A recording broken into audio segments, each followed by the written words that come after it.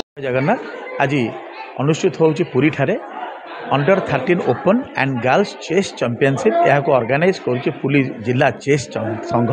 एथरे भाग नहीं 142 जन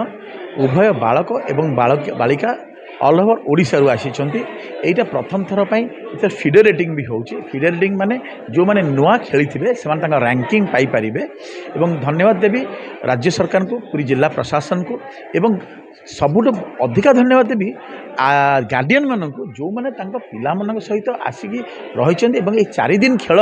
से माने पिला सहित समय देइचंती आजिका दिन में जो मैंने समय दे पार्टी सबुठ अधिका धन्यवाद पार्थ से माने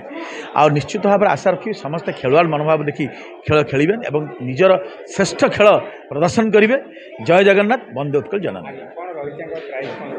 प्राइज मनी रही आपर 20,000 पुरस्कार राशि रही एवं समस्त को बेस्ट 10 ओपन एवं बेस्ट 10 गर्ल्स एवं अंडर 6 अंडर 7 अंडर 9 अंडर 11 समस्त को फर्स्ट सेकेंड थर्ड प्राइज व्यवस्था करा सबुठ अधिक जिलार आसोर्धा और तापर पुरी।